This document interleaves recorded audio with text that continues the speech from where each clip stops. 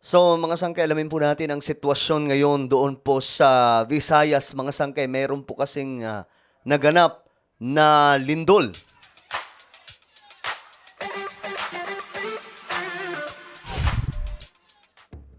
Yo, what's up guys? This is me. I'm back for another vlog today. Diretso po tayo mga sangkay. May naganap po kasing lindol na napakalakas doon po sa Cebu, Leyte at Biliran mga sangkay at malaki pong bahagi ng ating bansa. At ngayon, alam nyo, mayroon daw pong simbahan na bumagsak at ang tindi po ng tama mga sangkay. Medyo nagkakagulo ngayon yung maraming tao doon. At alamin po natin yung situation.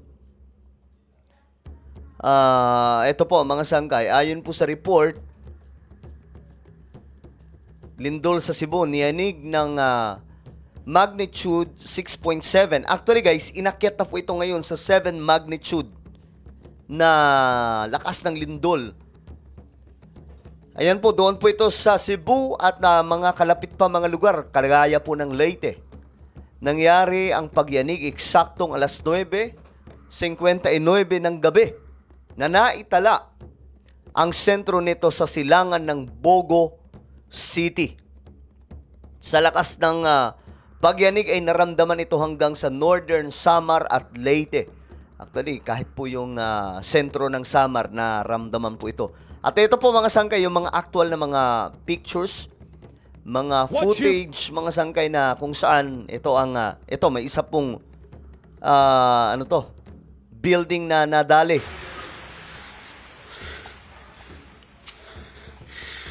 Ano yung sitwasyon nila sa Bible School? O isa po itong Bible School building mga sangkay. Tingnan po ninyo, nawarak po yung ibang bahagi ng building na ito. Grabe oh. Thank you, Jesus. Susuga. Safety na.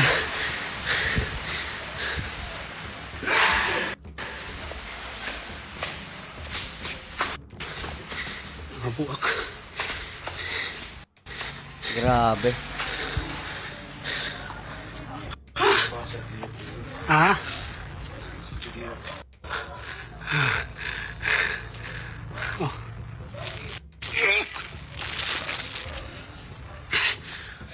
Sa akin po dito, hindi daw po niya makalimutan sa kanyang buhay.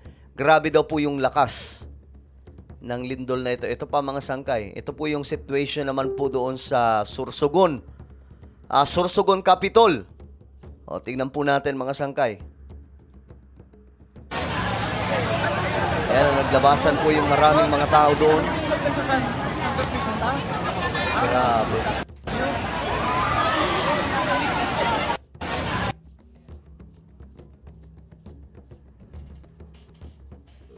Ito naman mga sangkay, ang ayan, actual footage po ito ng pagtama. Ayan po, bigla po silang nagkagulatan. Lakas. Grabe. Ulitin natin.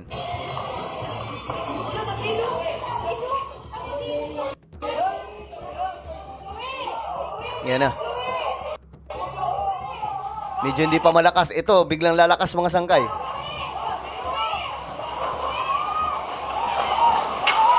Grabe. My goodness.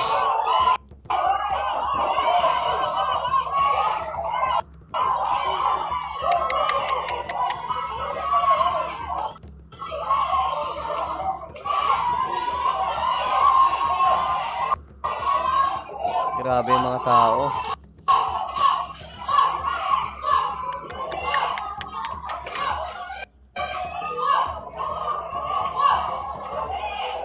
My goodness. Ito pa. Ito naman yung simbahan mga sangkay na gumuho. Ayan po.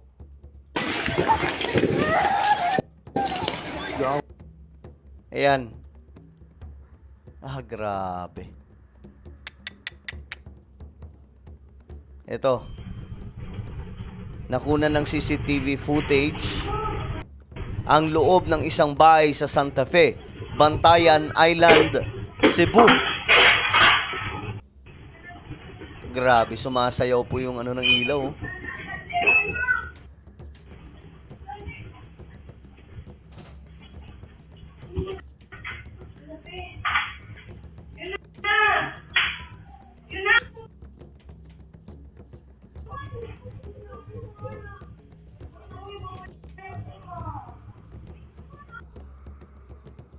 Ito, naglabasan po yung mga tao.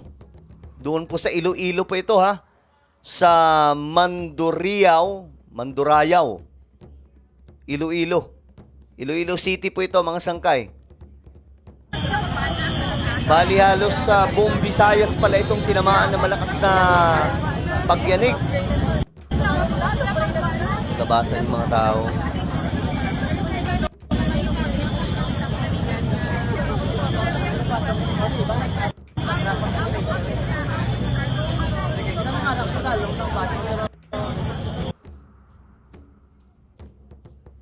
Ito yung isang building mga sangkay na nag-crack.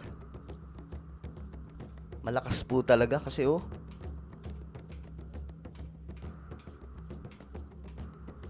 Grabe. Ito yung situation mga sangkay sa Cebu City. Yung mga tao naglabasan, no? Ah, grabe.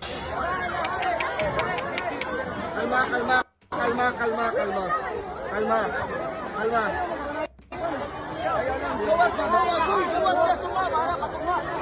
Alis siya!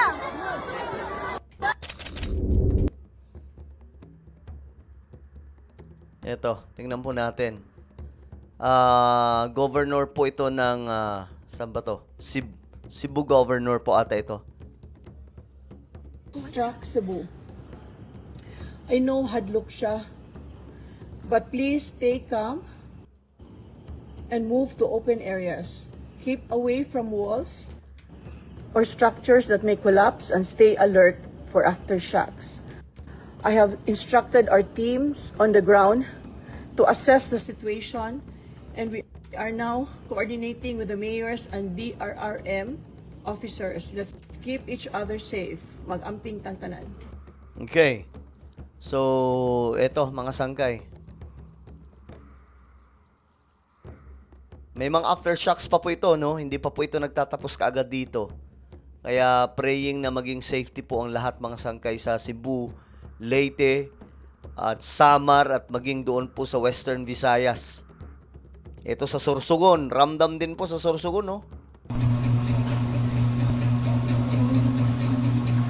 Kahit sa Luzon.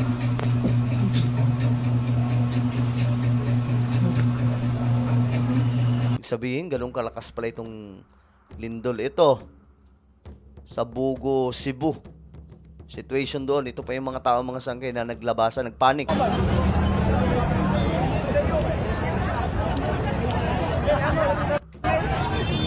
Grabe, ang daming tao.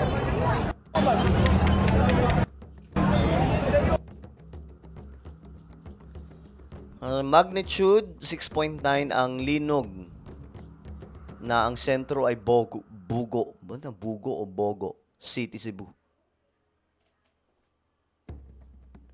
Ito mga sangkay, doon naman po ito sa Tubigon Port, Bohol. Pati sa Bohol, mga sangkay, ito. Panoorin natin. Ramdam din po, tingnan nyo yung mga street lights. Sumasayaw. So doon po ito sa Tubigon Port, sa Bohol. Grabe.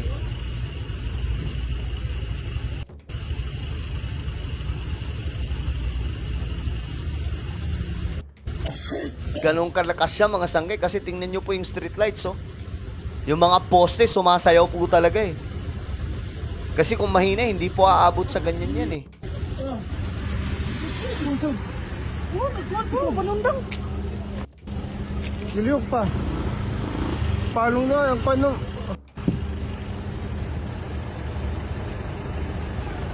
Port ng Tubigon, no? Okay. Ito naman, santo. Ito po yung ano, gumuhong simbahan doon po sa Cebu. Ayan, mga sangkay, lumang simbahan. Ito, saan ba to? Sa Cebu rin.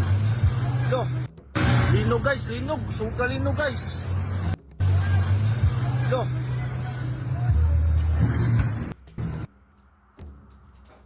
Grabe, takbuhan yung mga tao.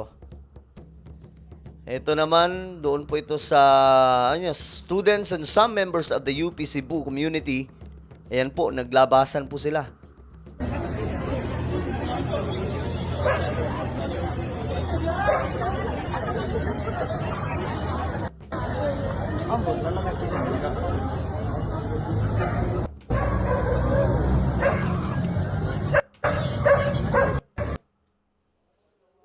Okay. Ito yung simbahan mga sangkay, oh. Grabe. So, mag-iingat po ang lahat ng mga nasa Cebu, sa Western Visayas, maging doon po sa Eastern Visayas, sa Samar, sa Leyte, Cebu, Iloilo, Sorsogon, Bohol, lahat po ng mga nasabing lugar na tinamaan netong napakalakas na lindol, mag-iingat po kayo dyan. At may mga ano pa yan, may mga aftershocks, kaya wag po kayong pakakampante, okay? Maliban sa pananalangin ay maging alerto po kayo kasi may mga ano po ngayon, mga sangkay, may mga impormasyon din na nagtaas na po ng warning for tsunami. No, kasi ang Cebu, gilid lamang po yan ng dagat. Ganun din po doon sa Leyte. So, maging mapagbantay at tingnan po ninyo kung ano po yung sinasabi ng mga eksperto. Alright?